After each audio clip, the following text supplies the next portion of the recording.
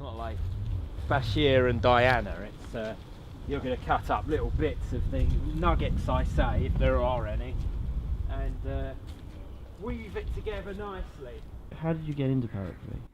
Well, I always thought I was a prose person, so that's what I kind of focused on when I went to do creative writing at uni. But there was an experimental writing module, and I thought, well, give it a go. It wasn't my first choice, but it was, the other options weren't very attractive to me.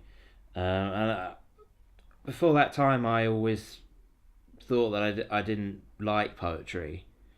I just thought prose was the more commercially viable and just more natural to me.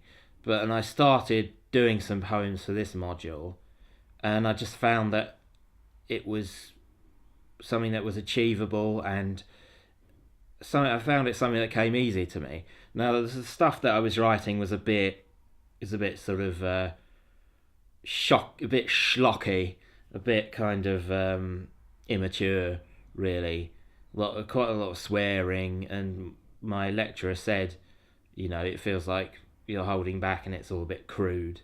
But I got quite a good mark for that module, and then I just started writing more and more.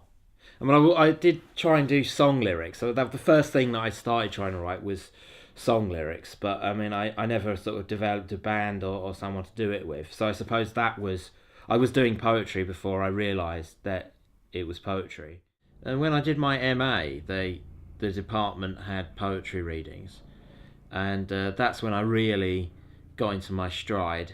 And I was still doing things that are a bit more kind of schlocky and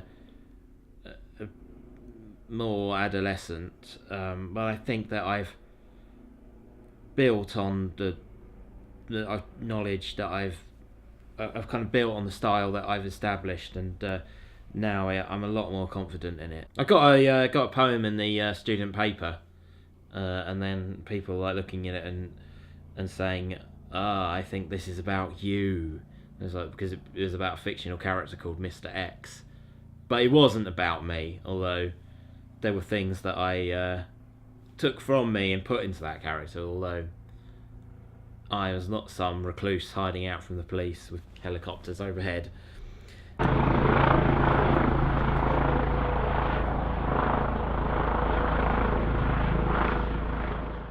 Well, first I did some collections up, and then I tried to sell them like to the sort of fan base I'd made doing my MA.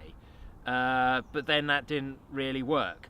Then I thought, I was always into photography and videos a little bit, so I made these sort of quite amateurish videos, and then I tried to see if they could get hits on YouTube.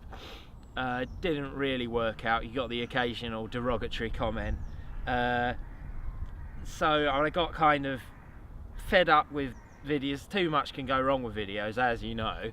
Then I mixed it with music with some collaborators, and I felt that was better results there, but unfortunately the people involved couldn't continue, or they went off somewhere else. People are very flighty in the entertainment world.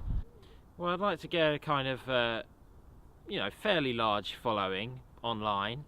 I'd like people to actually know who I am, and then maybe in the future they might look back and go, oh, I remember when Ed Pond was doing this, something like, if I could be mentioned in a I Love 2017 programme with comedians of the day remembering me, that would be great.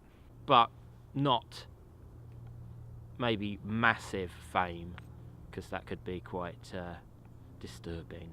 But I think with poetry you're okay, even if you're Wordsworth, who obviously is not around to see his fame now. Even then you won't get much bother, I wouldn't have thought, because it's not popular. Keep finding words in my head, gotta get